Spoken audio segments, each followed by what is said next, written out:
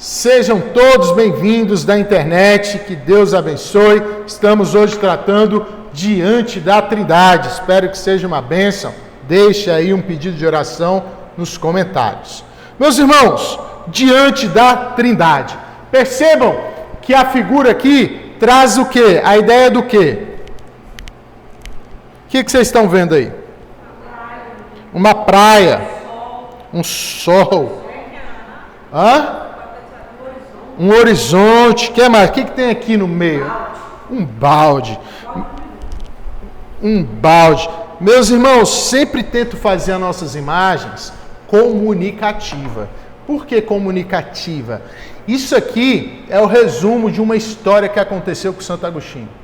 Santo Agostinho, uma vez, estava caminhando, tentando decifrar, e a história está aí, os mistérios da Trindade. Ele estava escrevendo este livro. E ele estava tentando decifrar, e ele chega na pergunta: como é que pode haver três pessoas distintas, Pai, Filho e Espírito Santo, em um mesmo e único Deus? E ele, pensando sobre isso, logo avistou o quê? Logo avistou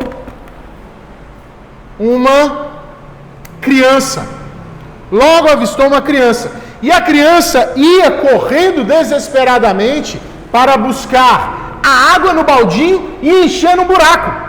E ela estava empenhada naquilo ali. E Santo Agostinho fica meio que nervoso, porque ela estava muito empenhada. E aí, ele pergunta: o que você está fazendo, criança? Aí ela disse: estou tentando colocar toda a água do oceano dentro desse buraco. Santo Agostinho ri. E a criança: isso é impossível. Então aquela criança fita, encara, olha profundamente nos olhos de Santo Agostinho e diz: é mais fácil eu colocar toda a água do oceano neste buraquinho do que você compreender os mistérios da Trindade.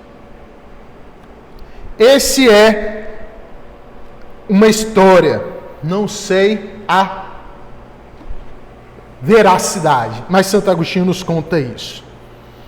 Meus irmãos, quem é Deus?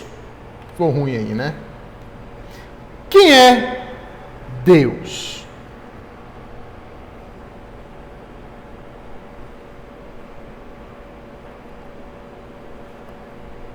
Quem é Deus? Tá aí. Como que a gente pode definir Deus? Espero vocês me responderem.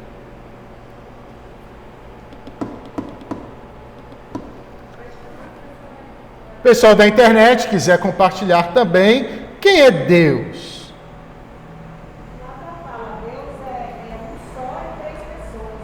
Deus é um só em três pessoas. Como a gente pode definir Deus?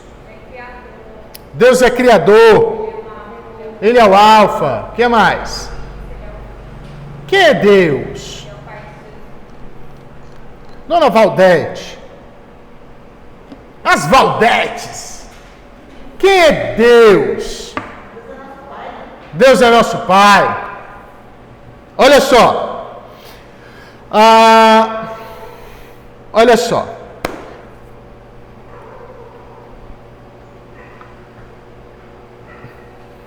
Deixa eu só ver uma coisa aqui.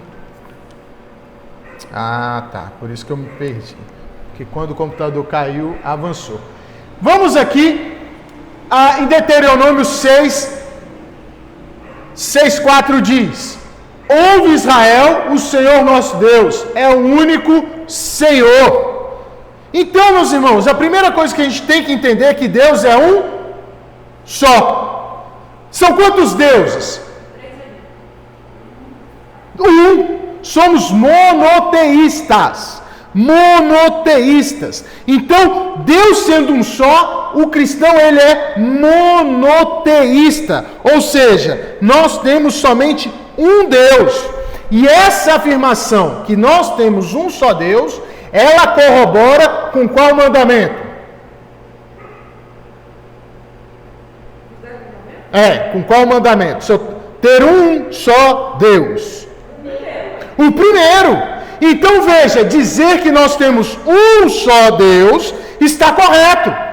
Aí vem a pergunta, veja só, se os cristãos são monoteístas, eles têm o mesmo Deus dos muçulmanos?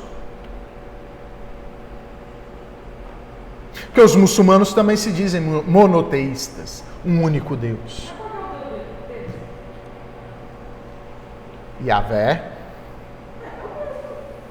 é o mesmo? Por isso que nós precisamos compreender a essência do nosso Deus, o caráter do nosso Deus. Não, veja só, porque o cristianismo é a religião verdadeira. O cristianismo, ele nasce no coração de Deus. Afirmar isso, diremos que 3 pessoas divinas compartilham a mesma vontade e a mesma essência. Ou seja, da mesma forma que sustentamos que temos um único Deus, temos que afirmar que são 3 pessoas. Ao mesmo tempo que é um único Deus, são quantas pessoas? 3. Mas são pessoas que são deuses diferentes? Não! É uma essência. 3 pessoas. 3 pessoas. Tudo bem até aqui? Sim ou não? É uma única essência, um único atributo, um único poder. O que é esse poder? Que é esse poder? A eternidade. As 3 são eternas em si mesmas, porque compartilham o mesmo poder. As 3 são bondosas, a mesma essência. Então as 3 pessoas compartilham da mesma essência. Tudo bem? São 3 pessoas em um único Deus. Não são deuses diferentes. Tudo bem? Isso é super difícil, meus irmãos. Você afirmar que é um único Deus em 3 pessoas. E 3 pessoas em um único Deus. Tudo bem? 3 pessoas distintas em um só Deus. E que elas se intrapenetram também. Sabiam disso? Fale mais alto, porque ninguém ouviu. Interpenetram. Tudo bem? São um Deus em 3 pessoas que elas interpenetram. Tá certo agora? Pronto. Tudo bem? Até aqui? Veja algumas citações que nós temos. Gregório de Nazianzo, considerado um dos pais da igreja, dos primeiros séculos. Veja o que ele diz. Tão logo concebo um, sou iluminado pelo esplendor de 3. Eu olho para um, logo vejo 3. Assim que distingo, sou levado de volta a um. Quando penso sobre um dos 3, penso nele como o todo. E meus olhos se enchem e a maior parte do que estou pensando me escapa. Não consigo captar a grandeza deste um. Assim, como atribuir uma grandeza maior ao restante? Quando contemplo os 3, vejo nada além de uma tocha, e não consigo dividir ou medir a luz indivisa. O que ele está dizendo? Que a hora que ele olha para um, logo se divide. Mas a hora que ele olha para os 3, são um. A hora que ele vê a grandeza, se perde. E de repente, não se dividem mais. Um puritano disse, agora já no século XVII, não nos primeiros séculos, William Perkins, ele vai falar, não é suficiente para a salvação ter uma visão vaga ou antibíblica de Deus. Para sermos salvos, devemos sustentar e crer que Deus, o Pai, é nosso Pai, o Filho é nosso Redentor, o Espírito Santo é o nosso santificador e Consolador. Então, 3 pessoas e uma única essência. Perguntas até aqui? Sim? Então é uma essência, 3 pessoas distintas que se misturam. Tudo bem? Sim? Então tá, vamos seguir. Vamos investigar melhor isso aqui então. Veja só, investigando a Trindade. Deus Pai. Veja, versículo... porque em alguns momentos, alguns vão dizer que um não era Deus. E veja, eu trouxe alguns versículos que vão dizer que Deus Pai é Deus, Deus Filho é Deus e Deus Espírito é Deus. Veja, Deus Pai, o que a palavra de Deus diz? Para que concordentemente e uma voz glorifiqueis e a uma voz glorifiqueis ao Deus e Pai de nosso Senhor Jesus Cristo. Então, ao Deus e Pai de nosso Senhor Jesus Cristo. Então, Deus Pai é Deus. Ao Deus e Pai de nosso Senhor Jesus Cristo. Então, Pai é Deus. Tudo bem? Vamos investigar Deus Filho.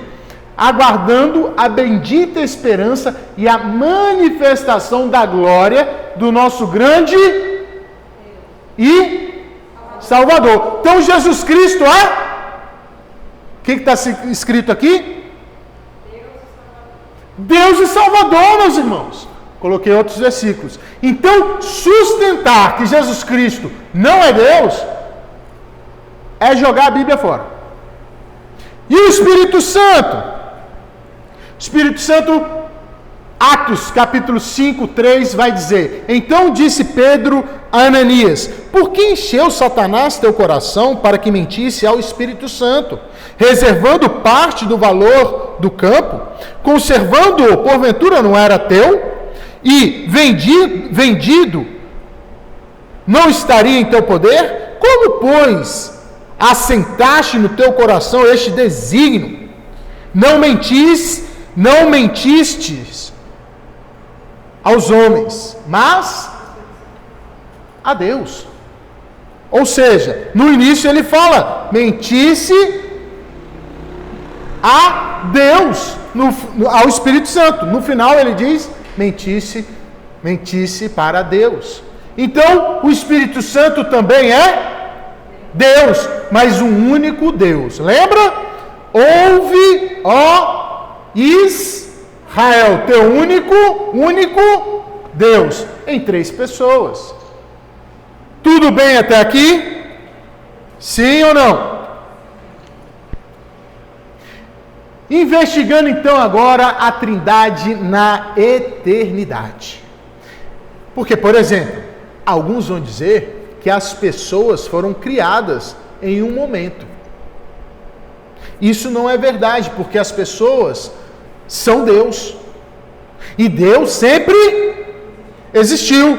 Porque qual é a essência, dos atributos de Deus? Que Deus é eterno. Tudo bem até aqui? Então, Deus sempre existiu. Por isso, as pessoas sempre existiram. Não teve um momento em que a pessoa de Cristo apareceu. Ela sempre existiu. Não se esqueçam, Cristo é eternamente gerado pelo Pai. Essa é uma linguagem trinitariana. Nós não sabemos com exatidão o que significa isso.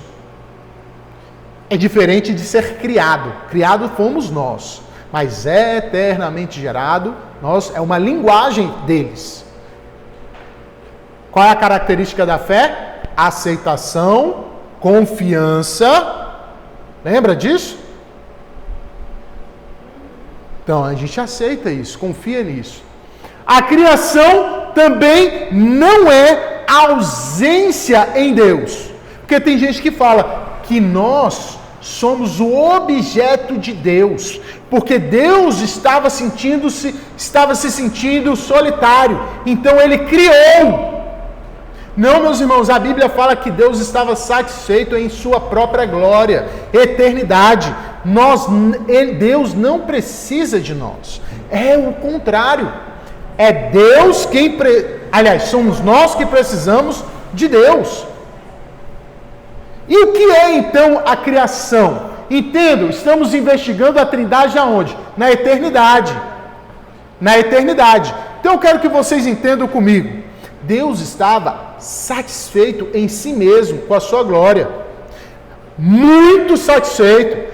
Ele estava gerando o Filho, o Pai estava gerando o Filho, o Filho estava enviando o Espírito é a pessoa da aliança que sela os três em amor. Então, na eternidade, eles eram satisfeitos. Nós não conhecemos o amor na sua essência divina. Como Paulo vai dizer, nós vemos como por um espelho. Nós não conhecemos. Por isso que é muito difícil orarmos. A nossa natureza não quer conhecer as maravilhas de Deus. Não quer. Então entendam, a criação é um transbordar da glória. É um transbordar de amor. Deus transbordou. Isso é criação. Deus transbordou. O correto entendimento bíblico sobre a criação é que Deus é suficiente em si mesmo e a criação foi o transbordar da sua satisfação gloriosa. Ele não precisava de nós e mesmo assim fez para manifestar a sua glória. Isso é Deus na eternidade. Outra coisa, existe alguém que é melhor do que alguém entre as pessoas? Não. Por quê?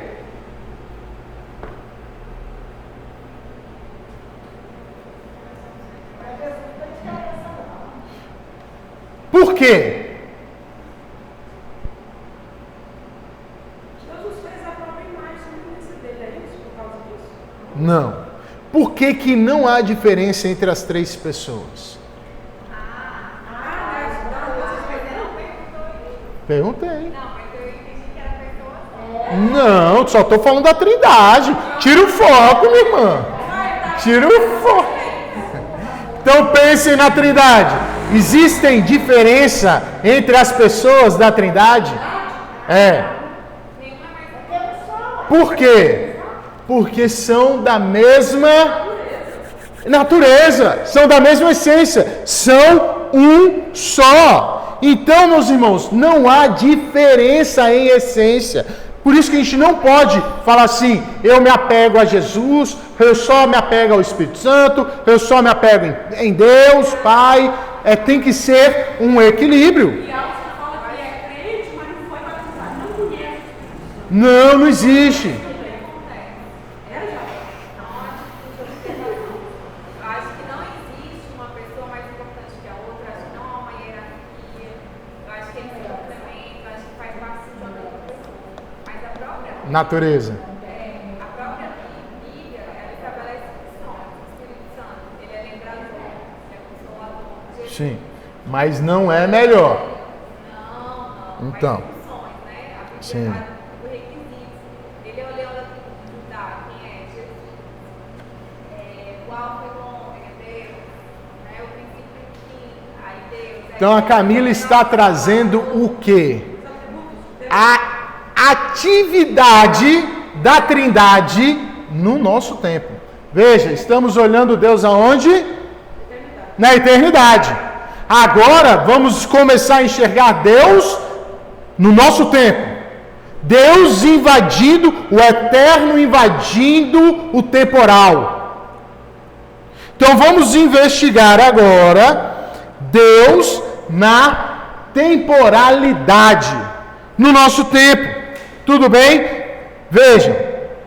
Aí Deus tem funções. As pessoas têm funções. Uma se subordina à outra. Isso não quer dizer que uma é menor do que a outra, por causa da sua função. Vocês entenderam ou não? Então, veja.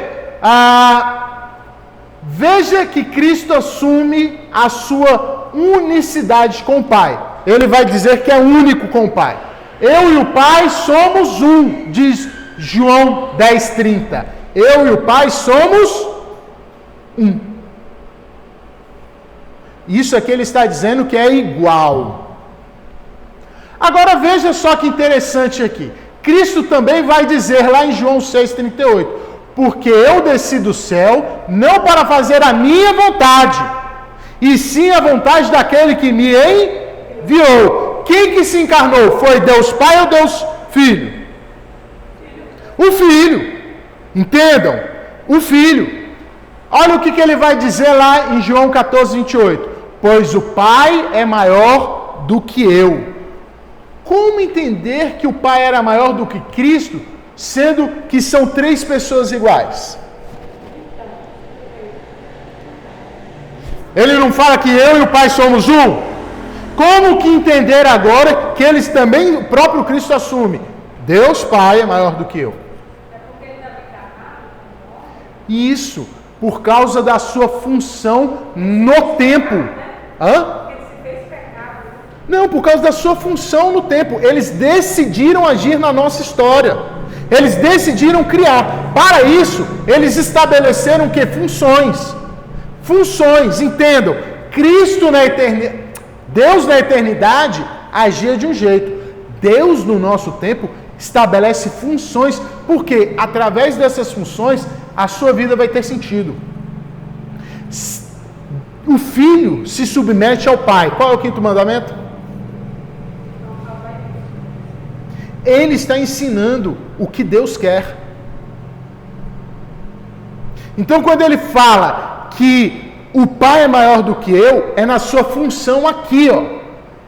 É na sua atividade na terra. Na eternidade, ele não precisava demonstrar isso para criaturas, porque não existiam. Existia só a Trindade, numa perfeita dança eterna entre elas. Entenderam? Então, num certo sentido, no nosso tempo, na encarnação, na sua função temporal, porque isso vai acabar, Cristo se submete por sua livre e espontânea vontade. Fazendo isso, ele mostra quem é pai e quem é filho. Que se ele não fizesse isso, a gente nunca ia entender. Nós não teríamos características. Tudo bem? Sim ou não? Para vocês verem como o assunto é muito denso. Vamos lá. Ó, o que eu coloquei? São iguais na essência. Agora, quando falamos da Trindade na obra da salvação, ou seja, agindo na criação, isto é, colocando o seu plano em prática, podemos ver três pessoas agindo de forma diferente, mas unidos em um único objetivo, buscando a sua própria glória. Entendeu? Vocês querem ver? Unidade na diversidade. Resumindo a Trindade. Unidade na diversidade. O que é a igreja? Mas todo mundo é igual. Tem a mesma função. Tem dons diferentes. Tem profissões diferentes. Mas todos estão aqui juntos para quê? Para um único objetivo. Então estamos unidos num único objetivo, buscar a glória de Deus. Mas somos diferentes. Ao mesmo tempo que somos diferentes, temos a mesma natureza. Aqui só tem ser humano. Não estou vendo um cachorrinho aqui querendo aprender sobre a Trindade. Nenhuma foca. Só seres humanos. Ao mesmo tempo, são seres humanos com funções diferentes, mas com o mesmo objetivo: adorar a Deus. Tudo bem? Então vamos lá. O Pai, veja, o Pai ficou pequeno, mas aí no papelzinho de vocês tem. Vamos entender as funções. O Pai sempre foi o Pai desde a eternidade. Mas na obra da criação, o Pai é aquele que cria, é o arquiteto, ele é o que planeja e é aquele que envia o Filho. Essa é a função do Pai. Algumas, né, que eu estou aqui resumindo. O Filho na eternidade sempre existiu e sempre é gerado pelo Pai. Mas na obra da criação, ele voluntariamente se dispõe a redimir e a colocar o plano do Pai em prática. E o Espírito Santo é a pessoa que sela o Pai e o Filho na eternidade e no plano da salvação é enviado pelo Pai e pelo Filho. Ele é derramado tanto pelo Pai como pelo o Filho. Então, eles sempre existiram na eternidade, sempre foram um na eternidade, mas na salvação, para você ser salvo, cada um teve funções diferentes. Tudo bem? Então vamos para as considerações finais. Calma. Considerações. Vocês também não perguntam, né? Considerações finais. Veja só. Atos 20, 28. Olha o que ele vai dizer.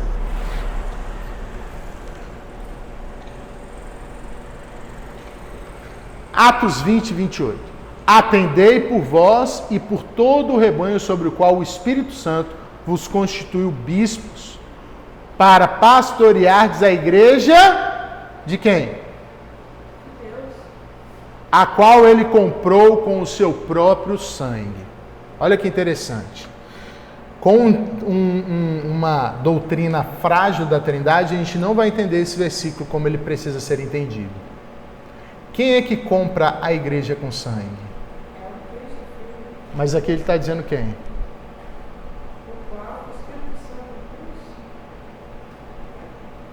Veja. Atendei por vós e por todo o rebanho sobre o qual o Espírito Santo vos constituiu bispo para pastorear a igreja de Deus, o qual ele comprou com o seu próprio sangue. Ele quem? Deus. Agora, quem é que compra a igreja com sangue? Cristo ou Deus, Pai? Deus Filho. Mas aqui ele não está falando de Deus Filho. Veja como é importante o conhecimento bíblico como um todo. Como é que a gente sai agora dessa?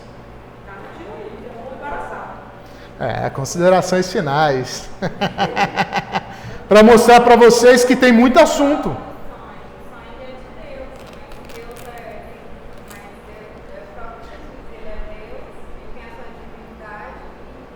Vamos deixar então essa questão aqui atrás. E abram comigo Gálatas capítulo 1, versículo 1. Eu não coloquei aqui justamente para dar uma despertada junto com esse calor delicioso.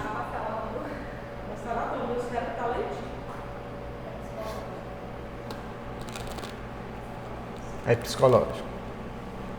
Mas está terminando, gente. Abram aí em Gálatas 1:1. Alguém abre aí em Romanos 8:11.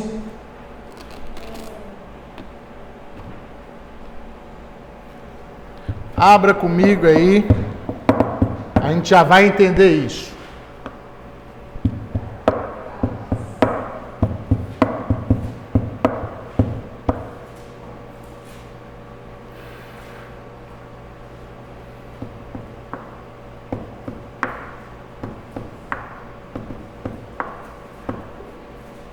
Gálatas 1:1. Quem abriu? Paulo, apóstolo, não é da parte de homens, nem por intermédio de homem algum, mas por Jesus Cristo e por Deus, Pai, que o ressuscitou dentre os mortos. Ok. Cristo foi ressuscitado por quem? Segundo o versículo aí. Segundo esse versículo aí. Por quem?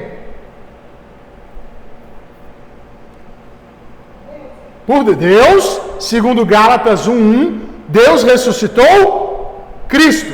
Não é verdade? Vamos agora lá para Romanos 8:11. Se habita em vós o Espírito daquele que ressuscitou Jesus Cristo dentre os mortos,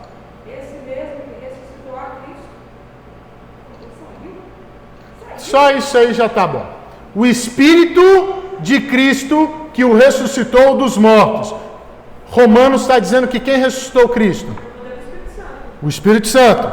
Uai, temos o Pai que o ressuscita, temos o Espírito que ressuscita. Em João 2,19, Cristo vai dizer que Ele tem a vida, Ele morre e volta quando Ele quer.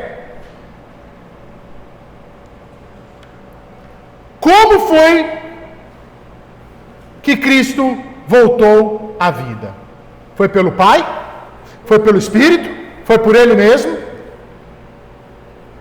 Isso é para mostrar para vocês que, da mesma forma que é Deus Deus é um em essência em três pessoas, e logo a gente volta para o um novamente. Apesar de haverem três pessoas distintas, de uma forma maravilhosa, as três pessoas estavam operando na obra da criação. Deus Pai cria o mundo de que forma? Da palavra. Lembra? Haja luz. João vai chamar Cristo de quê? Lá no capítulo 1, versículo 1. O verbo estava com Deus. Então Cristo é a palavra do Pai. Então na criação, quando Deus fala e cria o mundo, Ele cria através de quem? Tudo foi criado por meu intermédio. Então em Gênesis 1, a gente já vê Deus criando através do Filho. E depois quem que paira sobre as águas, energizando todas as coisas, dando poder? Então é o Espírito. Então as três pessoas, apesar de serem distintas, elas estão juntas na mesma ação também, apesar de uma ação ser de um. Complicado, mas considerações finais. Então, como entender aquele versículo aqui? Deus comprou com o seu próprio sangue, o sangue trinitariano. De alguma forma, que eu não sei explicar ainda, talvez nunca saberei, esse é um sangue trinitariano, porque é uma essência em três pessoas diferentes, agindo de forma diferente, mas de uma forma misteriosa, como elas se misturam, interpenetram uma na outra. Isso, na teologia, nós chamamos de pericorese, a dança da Trindade. Uma entrando na outra, uma entrando na outra. A maravilhosa dança da Trindade. Isso é lindo. Então, quando fala que Deus sangrou, de alguma maneira, estamos falando que as três pessoas estavam ali presentes também. Será que é assim? Batismo de Jesus Cristo. Quem é que fala? Este é o meu filho em quem me comparo. O Pai. Ué, mas quem que fala em Gênesis? Capítulo 1, na criação? O Pai. Quem que está ali redimindo? A voz do Pai, que é o verbo encarnado. Quem é que vem no ombro de Jesus, pairando sobre as águas? O Espírito Santo. A Trindade, ela estava sempre unida nas três pessoas, porque é um único Deus. Não tem como separá-la. Não tem como separá-la. Aplicações finais. Vamos lá. Vou mostrar do maior para o menor. Unidade na diversidade. Veja que somente com a Trindade as coisas têm sentido. O Adalto Lourenço mostrou isso pela física. Vocês viram? Agora vamos lá. Somente através da Trindade é que podemos entender o conceito de igreja. Eu já pincelei aqui. Por quê? Porque quando ele fala, vós sois o templo do Espírito, está no singular ou está no plural? No plural. Então, vós sois a igreja.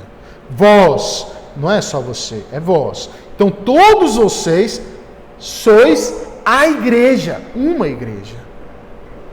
Todos vocês são a igreja. Como que vocês são uma única igreja? Porque Deus fez assim. A gente nós estamos saboreando a Trindade. Sermos diferentes, porém um. Quem é que nos liga à Trindade? Quem que liga a igreja à Trindade? Estamos no ministério de quem agora? Do Espírito Santo. É Ele quem sela Cristo em nós e nos faz ser adotado pelo Pai. Então quem é que faz sermos igreja? A Trindade, no poder do Espírito Santo, colocando a obra de Cristo em nós, segundo o plano de Deus. Então a igreja só vai ter função quando entendermos Trindade. Trindade. Por isso que igreja, ao mesmo tempo que são pessoas diferentes, é uma só. Quer ver uma coisa interessante? Lá em Corinto. Por que Deus pesa a mão lá em Corinto? Porque tinha uma pessoa escondendo pecado. E quando uma pessoa esconde pecado, a igreja sofre. Por isso que ela pesa a mão, porque é um corpo só. Por isso que Deus vai pesar a mão. Então, não é a pessoa estar cheia do Espírito, ou é a igreja que está cheia do Espírito, crescendo em conjunto, ou não é ninguém. Porque nós não fomos colocados sozinhos. Nós estamos dentro da igreja. Por isso que aí você começa, a partir da Trindade, a enxergar o valor da igreja. Que Deus sangrou para ter uma igreja com pessoas totalmente diferentes. Que tem a mesma essência, mas que são diferentes. Vamos entender a família. A Trindade cria o conceito de família, como vimos também aqui, nosso Deus é um, mas composto por 3, o quê? Pessoas, não é verdade? Sim? Então vamos lá. A família é composta por pai, mãe e filho. Só que os 3 são uma família, meus irmãos. Sem a Trindade, nós não vamos entender o conceito de família. Quer ver aqui? Para fecharmos. Casamento. Casamento. Casamento. A Trindade cria o conceito de casamento. Esse é o último ponto nosso. Quando olhamos para Deus agindo na história, vimos as 3 pessoas em ação, não é verdade?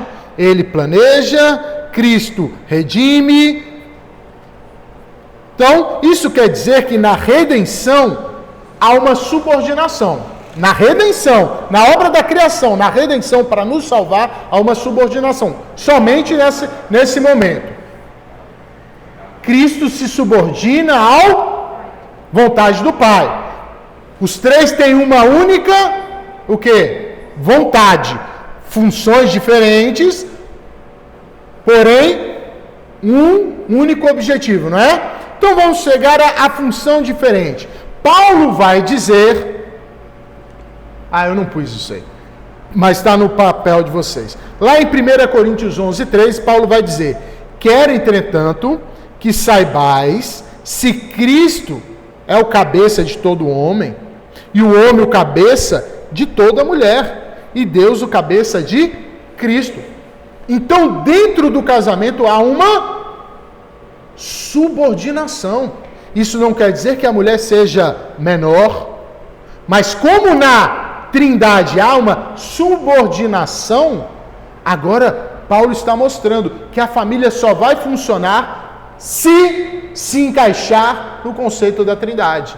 Cristo se subordina ao Pai, assim como o homem é o cabeça e a mulher se subordina ao seu marido. Por isso que família, casamento só dá certo segundo a Trindade. Família só dá certo segundo a Trindade. A igreja só dá certo segundo a Trindade. Isso só para mostrar 3 exemplos profundos que dão origem para a nossa sociedade. Família, casamento, família e igreja. Meus irmãos, para encerrarmos, perguntas?